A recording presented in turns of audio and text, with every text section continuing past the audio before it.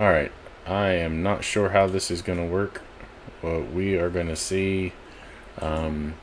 This is my new setup here for live. Hopefully, you can see me up in the little box up here, but I'm also hoping that you will be able to follow along when I pull up what I'm reading, and you can see where I've prepared, and you can kind of follow along with whatever notes that I'm making. I use Bible Study Tool or BibleGateway.com because it has a lot of neat tools, and I really prefer its search engine because it's a string search engine rather than a whole word search engine.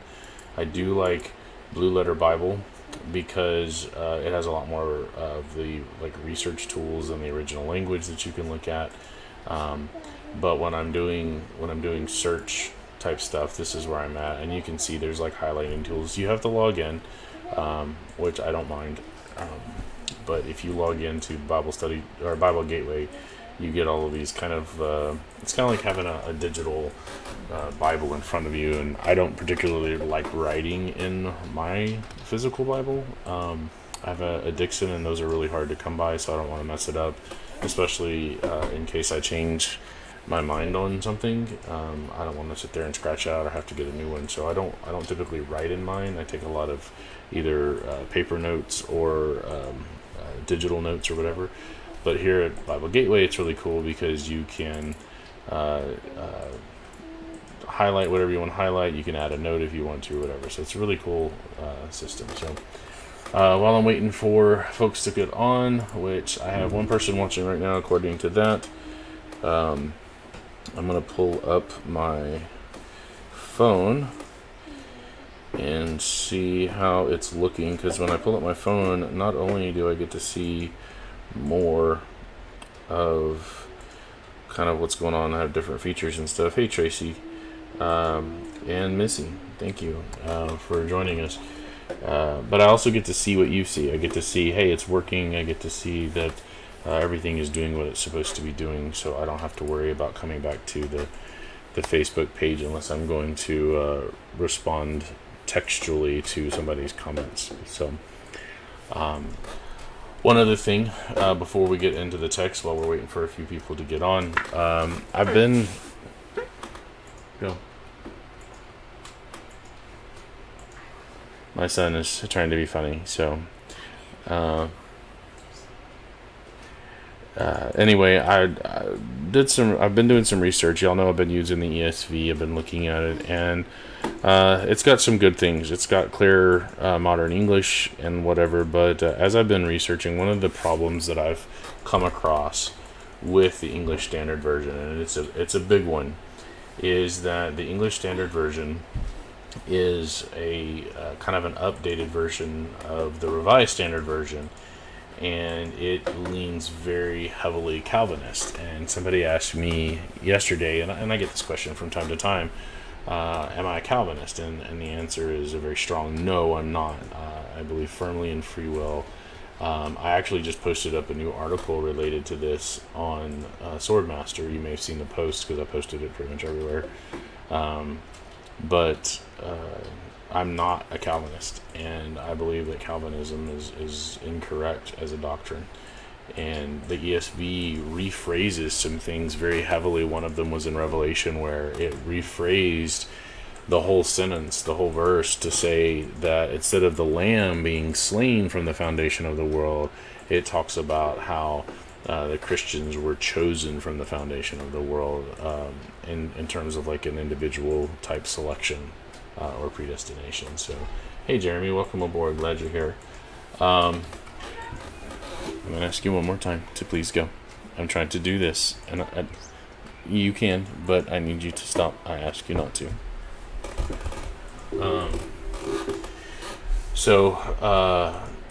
Anyway, I am going to still continue to use the ESV, but I might highlight where there are differences, where the Calvinism kind of shows up, as much as I can. But again, I'll continue to read out of the King James Version. It's old. There are some mistakes with it. I'm not saying the King James is perfect, and I'm not a King James only person. but I'm familiar with those mistakes, and I'm familiar with the flaws of the King James because I've used it my whole life. So that's where we're going to be at. Anyway, I am going to be reading Exodus 33 today. It's going to be relatively short, and I got a few things to point out. As you can see, I've got some things highlighted, but it's only 23 verses long, so I'm hoping this won't take more than half an hour, and we're already 6 minutes into that. So let's go ahead and get started. Exodus chapter 33 and verse 1. And Jehovah said unto Moses, and you can see here, and maybe you can see if you're on a mobile, you're probably going to see this a lot better on the computer or whatever. Everywhere it says the Lord, and that word Lord is capitalized, I'm auto-translating that to Jehovah. That's mostly what it is. Sometimes it might be El Shaddai or something like that. But for the most part, when you see the word Lord in all caps, it's Jehovah. And we've already gone over why they did that. I don't agree with that reasoning, so I'm going to translate it. I think it's important to know the name of God and to express that so that people are familiar with Him. You know, God and His relationship with us is a relationship that is one where we need to know His name. Just as we know the name of Jesus, we know who He is. We also need to know the name of God the Father, and refer to Him as such. So I will auto-translate that at every place. So, and Jehovah said unto Moses, Depart, and go up hence, thou and the people, which thou hast brought up out of the land of Egypt, unto the land which I swear unto Abraham, to Isaac, and to Jacob, saying, Unto thy seed will I give it. Now remember, last chapter was the golden calf. God gets angry. Moses talks to him. God repents. Not going to destroy the Israelites. Moses goes down, sees what's going on for himself, gets angry, breaks the tablets with all the laws on it. And he's like, I'm going to go back and I'm going to talk to God, and we're going to see what we're going to do about this after the Levites go and kill 3,000 of those instigators. And so he goes back up to the mountain, and Moses says, no, you need to go back down. Y'all need to get out of here, and y'all are going to go to the land that I swear to Abraham, Isaac, and Jacob. And he's basically saying, you go on, I'm not coming with you. So verse 2 says, I will send a messenger before you. And this is not the angel of the Lord. This is just an angel. They've been demoted, is what's happening here. So I will send a messenger before you, and I will drive out the Canaanites, the Amorites, the Hittites, the Perizzites, the Hivites, and the Jebusites. So God's going to keep His word, but it's no longer He personally who's going to do this. He's just going to send an angel to do it because He's upset with them for what they've done. And another point to make here in verse 2, it's I will drive out. A lot of people have problems with God because they think that the way that some of this is presented, that God is committing genocide, that He's completely wiping out a whole nation because of their wickedness. God has that authority. God could wipe out all of mankind if He so chose. He's the creator. But where some people have problem is when He commands the Israelites to do it. But if you understood the broader context, and this is where memory verse kind of mentality has its flaws, is if you just look at one verse or a small number of verses, and you don't take into the context the whole of the Bible, you miss out on all of the things that might inform that passage. And so here He says, I will drive them out. So God is not necessarily calling for the Israelites to exterminate every single individual within a nation.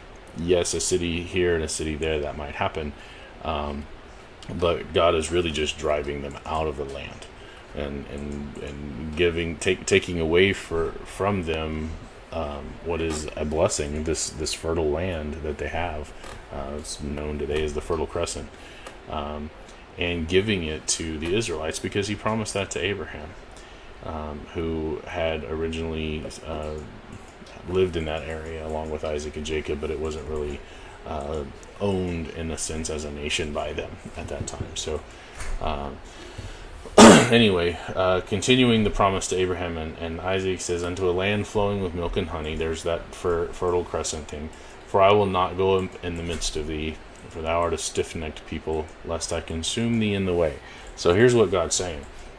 You go, I'm going to send one of my messengers, okay, and I'm going to drive out the people, the wicked people, like I said I was, and you're going to get this promised land, but I'm not going with you. And the reason I'm not going with you is you guys are stiff-necked. You've been whining and complaining, and now you've done this false god thing. If I keep going along with you, I'm just going to consume you in the way. He's going to utterly destroy them as they go, because they're frustrating. And the Israelites have always been frustrating throughout the whole Old Testament. If you keep reading, they're incredibly frustrating as a people. They never, ever, ever get for any long period of time this idea of being faithful to God, to trusting God, to provide. There were bright spots, but there was a lot of this stiff-neckedness. So can I say that? Stiff-neckedness? Yeah, anyway. Verse 4, when the people heard these evil tidings. Now remember, that word evil doesn't necessarily mean morally.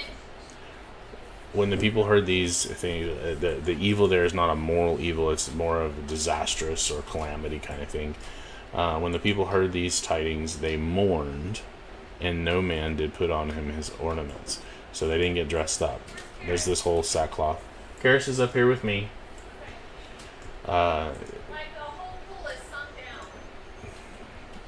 Okay, well, I'm in the middle of this. I'll take care of it when I'm done.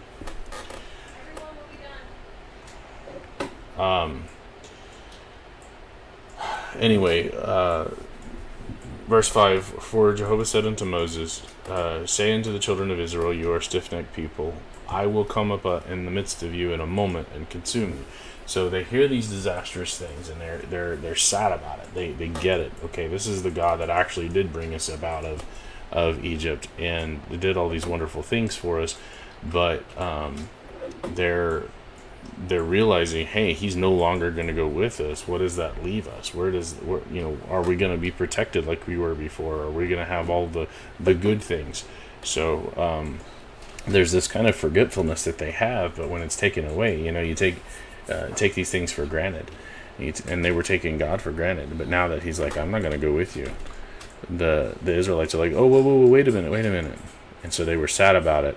And he tells them that you are stiff-necked people. I will come up in the midst of you in a moment and consume you.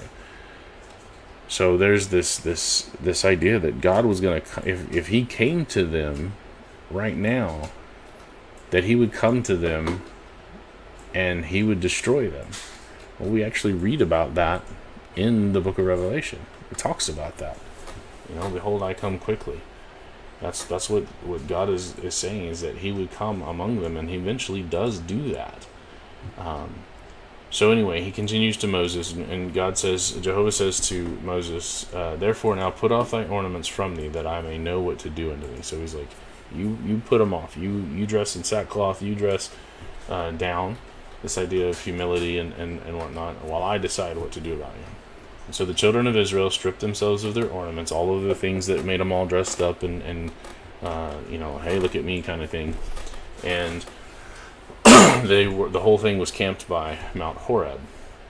And so Moses took the tabernacle. This is not the tabernacle that was designed. This is not the big priestly one. They haven't built that yet. This is just a tabernacle or a tent that he's going to use for a specific purpose, because God is like, no, don't come up here on the mountain right now.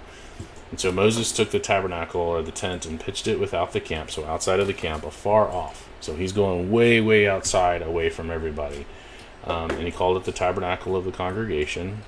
And it came to pass that everyone who sought Jehovah went out unto the tabernacle of the congregation, which was out without the camp. So this is kind of like a temporary thing, and if somebody needed something from Jehovah, if they needed to talk through Moses, who's kind of the mediator, the go-between, they would have to go all the way out there outside of the camp. And this symbolized the separation between God and man because of their sin. That God is like, I'm removing myself. And we started seeing this. I started mentioning this when we got to Abraham and to Isaac and Jacob, and how God and his relationship kept getting farther and farther away from man. Not that God was moving, but that man was moving. Notice how Jacob particularly acted towards God. It took him a while to come around to say, okay, yeah, God is my God, Jehovah is my God. And so here the same thing is happening. The Israelites are finicky, they're stiff-necked, they're stubborn people, and they're not coming around to a full acceptance and a full faith. And it's separating them, and God is demonstrating that separation by having Moses move this tent out into a ways away from it. And so now if they want to approach God, they have to travel. It's not just a go talk to Moses in the middle of the camp. They got to go all the way outside of the camp, and they got to talk to God now. And so their sin is separating them from God, and we see that Isaiah 59, 1 and 2. All right, verse 8. And it came to pass when Moses went out unto the tent, or the tabernacle, that all the people rose up and stood every man at his own tent door, and looked after Moses until he was gone into the tabernacle. So these people are anxious. They are worried about what God is going to do. So as Moses is passing through the camp, remember we're talking about 600,000 people or so. He's passing through. He's going to go to this tent outside of the camp, way out, far from him. They're watching until he's gone because they're so anxious about what's going to happen. Verse 9, and it came to pass as Moses entered into the tabernacle. Now this is what indicates to me that this is not the tabernacle that was designed a few chapters ago. Okay, we've talked about that. We went through several chapters where the tabernacle and the altar and the Ark of the Covenant and all these things were designed. This is not that, because Moses is not the high priest. Moses is the kind of the civil leader of the people, but only Aaron and his sons were able to enter into the tabernacle.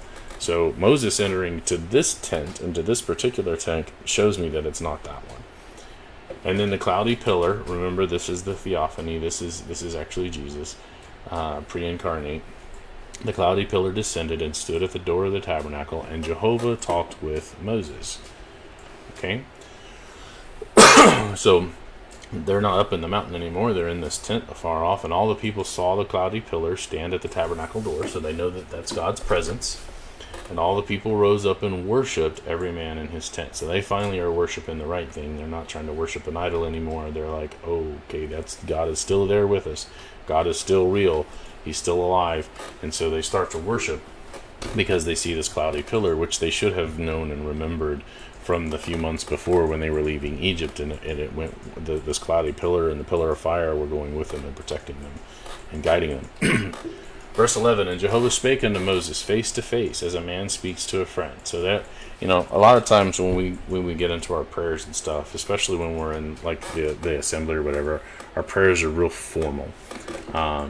They have a pattern to them, or a manner of speech to them, or whatever. And the Bible doesn't actually ever call for that, Old Testament or New Testament, and you would expect it more in the Old Testament. But when we talk to God, this is a good indication of how God wants us to talk. He wants us to pour our hearts out. He wants us to have a relationship with Him that is friend to friend. We are, as Christians, we are His adopted children. My son doesn't come to me, Father, I have a petition to make of you. Please, he didn't talk like that. He's like, hey, Dad, can you help me with this? And we see here in this example that this is the way God really wants His followers to chat with Him. Jehovah spake to Moses face to face, as a man speaks unto his friend. So this is not even Moses taking that liberty to try to talk to God that way. This is Jehovah Himself instigating this kind of friend to friend conversation. And I would hope that when we pray, that when we have our private prayers, or even in the assembly, I'm not saying just get all crazy about it. Don't be irreverent or whatever. But when we talk to God, we're His adopted children, and we should act that way.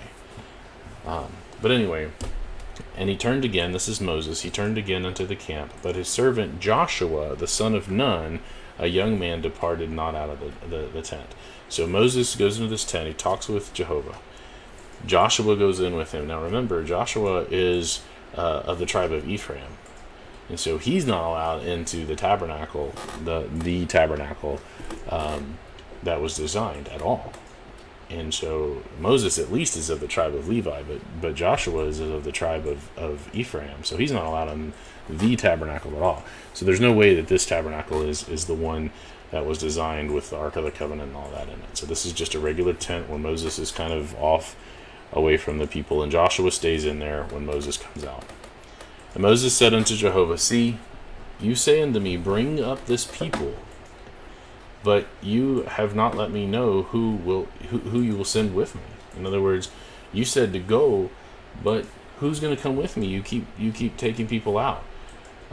Yet you have said, I know you by name, and you have found grace in your sight. So Moses is saying, look, you know me personally. We're talking here friend to friend. But you want me to go up with people who you are separating yourself from. You're not going to come with us. How can I be assured that your grace is still with us if you aren't going? So verse 13, Now therefore I pray thee, if I have found grace in thy sight, show me now thy way, that I may know thee, that I may find grace in thy sight, and consider that this nation is thy people. Moses is saying, please reconsider. Go with us. Show us your grace. Show us that you are still going to accomplish all that you're going to accomplish, and don't give up on them, is essentially what he's saying. Please forgive them. Please go with them. Please accomplish all the things. Of course, God is going to, but they need to understand that their rebellion and their complaining and all of that is not right. And so God is driving that point home with them. And so verse 14, God says, My presence shall go with thee, and I will give you rest. And Moses said unto him, If your presence, and I know it says he, but the pronouns sometimes get a little crazy in the King James and whatever. So I try to fill in the actual noun. And he said unto him, If your presence goes not with me, carry us not up hence. In other words, if you're not going to go with us, don't take us there. Because without you, it ain't going to happen. That's essentially what Moses is saying. I believe in you, Moses is saying.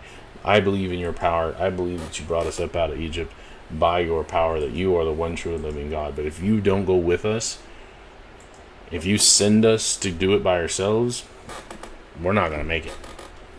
And so if you're not going to go with us, just don't make us go. And then verse 16, For wherein shall it be known here that I and thy people have found grace in thy sight? Is it not in that thou goest with us? In other words, you're showing us that your grace is with us, with your presence. But he says, So shall we be separated, I and thy people, from all the people that are upon the face of the earth. We know that we are a holy people, a separate and apart people, selected for that specific purpose that you mentioned, the keeping of the promise to Abraham, Isaac, and Jacob, to bring Messiah into the world. We're supposed to be a separate people from all of the people on the earth, and you show that by being in being with us, by having your presence there with us. And Jehovah said unto Moses, verse 17, I will do this thing also that you have spoken, for you have found grace in my sight, and I know you by name. So God says, based on our friendship, because of your faithfulness, Moses, I'm going to do what you ask. And how much is it that the faithfulness of a few has carried the group? You know, how many congregations have there been where a few faithful men and women have kept the congregation going and kept it stronger than what it would be without them? How many congregations don't have those kind of people, and the congregation tries, and they just don't have it in them, and it falls apart and it disbands as a congregation. A very sad thing. And so what we see here is because of Moses, the strength of his faith and his relationship with God, the Israelites are allowed to continue and to be the nation that God has selected them out to be. All right. And then Moses says, I beseech you, show me your glory. Moses wants to see his friend. This is not an arrogant request. This is just Moses. They've been having this conversation as friend to friend. And he's like, I want to see you, God. Verse 19, and God said, I will make all my goodness pass before you, and I will proclaim the name of Jehovah before you, and will be gracious to whom I will be gracious, and will show mercy on whom I will show mercy. So God says, I will come before you, and I will show you what it means to be Jehovah, the name of Jehovah. Okay, that's so important. The name of Jehovah is super important.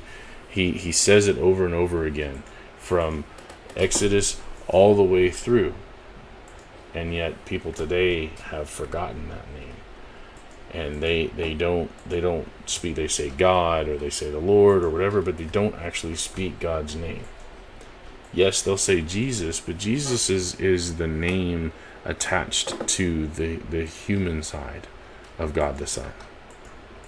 And that's and people can feel closer or whatever. They feel they can kind of get away with that without somehow tarnishing. You can't tarnish the name of God. You don't have that kind of power. And it is important that the name of God, the proper name of God, Jehovah, be known and used. It's not just a thing that is hidden in a corner. And so God says to him, I will proclaim the name of Jehovah before you. I'm going to show you what it means to be Jehovah. And then he uses a phrase here, and will be gracious to whom I will be gracious, and will show mercy on whom I will show mercy. We actually see this later in the New Testament, in Romans chapter 9, and it's very important that we understand the context. He's talking about the nation of Israel here. This is the context of what he's saying. Right? This is every bit of this chapter has been about the nation of Israel. Not every individual in this camp is necessarily somebody who worshipped the golden calf, or who was taking part in the complaining and the murmuring. Joshua, for example, is a very faithful individual. Moses is another one. So individually, there are people who are doing what they're supposed to be doing. But as a nation, largely, they're a stiff-necked people. And so God is talking about them in context. And if you look at Romans 9, this is one of those predestination passages. If you look in Romans chapter 9, it starts off talking about Rebekah, and then the twins that were not yet born. And then he says, Jacob have I loved, and Esau have I hated. If you understand this in context, God is not talking about hating the individual Esau or loving the individual Jacob. He's talking about the nations. Look at this. The elder shall serve the younger. We've already pointed this out. Esau never served Jacob. In fact, individually, the opposite was true. Jacob brought Esau food and fed him and was in the kitchen while Esau was out hunting. But the elder shall serve the younger. We're talking about the nations. Contextually here, we're talking about the nations. And then it says, and Paul continues, what shall we say then? Is there unrighteousness with God? God forbid. For he said to Moses, well, where did he say this? Exodus 33, I will have mercy on whom I will have mercy, and I will have compassion upon whom I will have compassion. So it is not of him that wills, nor of him that runs, but of God that shows mercy. He's talking about the nations here. Because what is the book of Romans about? Well, Romans is about, is there an advantage to being a Jew? Or is it better to be a Christian? And Paul is showing the superiority of being a Christian, of the law of Christ over the law of Moses. Most of everything that Paul wrote was in that vein. And so Paul is dealing in nations here, in talking about, the Judaizers were coming around saying you have to follow the law of Moses, you have to be circumcised, you have to do all of these things first, and then you can be a Christian. And Paul's like, no, there's no advantage in following Moses. And so when he talks about these things, he's talking in terms of nations, and he's using it in the same contextual way that Moses and God are talking about right here. He's talking about that God is going to have, God selected Israel. God selected this nation for that purpose. And he's doing it, he's selecting it based on the prior demonstration of faith of these individuals. He did it because of Abraham's faith, carried it through, and now he's, because of Moses' faith, he's like, all right, Moses, I'll do it. And it's the individuals who are demonstrating obedient faith, and it's God based on that, who is working through the nations. And that is an important distinction to make. God does not pre-select individuals to be saved. The Bible never ever teaches that. But God does move nations. He moved the Israelite nations. We see in Daniel he moved the Babylonian, the Medo-Persian, the Greek, and eventually the Roman nations. We see the Roman nations definitely moving, the Roman nation definitely moving throughout the New Testament. God working through Rome to punish the Jews one final time. That is from Matthew to Revelation. That's basically all you see. The Romans did not persecute the church. You can't find anywhere where the Romans had it in for the Christians. A lot of people want to say that the Jews are the ones that persecuted. But that's God moving. And today, providentially, not in a miraculous sense or whatever, but providentially, God still works through nations. We see that in our own. What's happening because we have gotten away from trying to follow the Scripture. Now, I don't believe that America's ever been a Christian nation, because there's only one Christian nation, and that's the church, the kingdom of Christ. But we are a nation that is founded on biblical principles, both from the Old and the New Testament. And we've gotten away from that. And the further we move from that, well, you can see what's going on right now. The farther we move from those principles, the farther we move away from that morality, the farther we fall. The more we fall apart and we tear at one another's throats. And that's where we are right now. So God providentially, even today, moves through the nations. And we're seeing that. All right, verse 20. And he said, "You cannot see my face, for shall no man see me and live." Of course, this is talking about God the Father.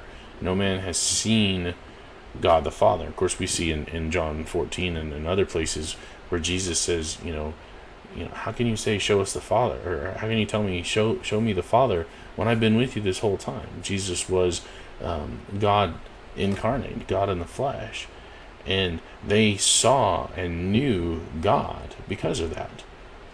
But here, to see God in all of his glory, unfiltered in any way, unfiltered by being man, or unfiltered by what some people might call an avatar, like when he appeared unto Abraham, he appeared just like a man. That wasn't the full glory of God. That was God appearing to him. And again, in theophany form, I believe that this is God the Son that's showing up and has always been the go-between. But here, you have God the Father talking directly to Moses, and he says, "You can't see my face. No man can see me in all my raw, unfiltered glory and live. It's just not possible." And there's a lot of people that say, well, that's a contradiction. There's some people that say, I saw God, or this person saw God, and that person saw God. And here it says you can't see God and live.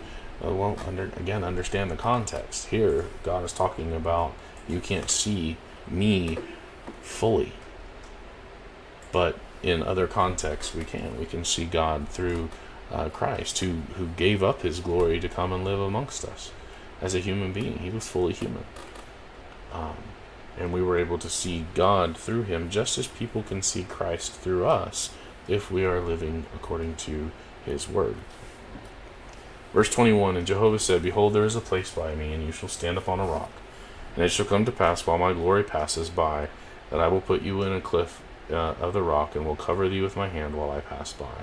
And I will take mine hand away, and you shall see my back parts, but my face shall not be seen." So, yeah, it's looking good, isn't it, Stephen?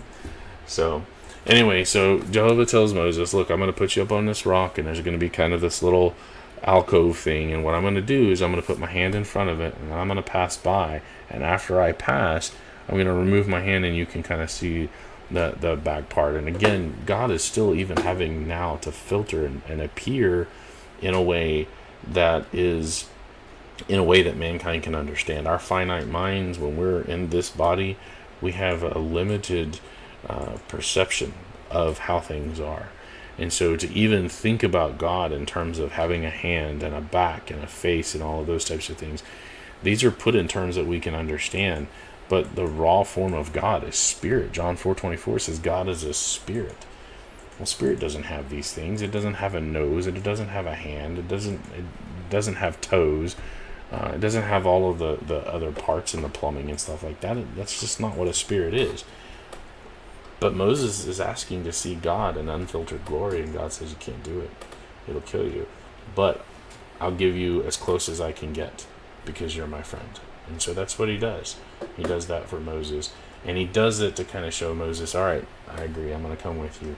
I will be present with you while you guys are trying to go to the promised land. And remember, we haven't got to the point where they get stuck. There's no mention of 40 years yet. These guys are still just going across. They're moving out into the wilderness away from Egypt, heading toward the promised land. But there isn't any 40 years of wandering yet. We're just still a few months out, and it's not to that yet. We'll get to that eventually. Okay, but already we can see that there's problems and stuff. So thank you, Stephen. I appreciate it. No worries. I'm pretty much done here anyway. So number one, I hope you have found this video edifying. I hope you got something out of this. I'd love to see comments and questions. You can send those to me privately. I have been getting a few of those private questions. I really appreciate those. And those tend to spur me to write articles for Swordmaster sometimes. Sometimes they're just a quick, easy. And sometimes I already have an article and I can just kind of direct you to that and answer to get a fairly thorough answer to the question that you ask. So keep those coming. I hope you guys like the new format. I'm going to try to keep that up as much as possible. I like it. My kids love it. They do their little YouTube things now with Minecraft and whatever, and they love having their face up in the square and being able to talk and look at people. So they're getting to be good YouTubers as well. But thank you guys for joining. If you got something out of this, please share it. It'll be up on YouTube eventually, and I'm pretty excited about it. I'm pretty excited about this new format. So anyway, you guys have a wonderful afternoon, and hopefully we will see you tomorrow.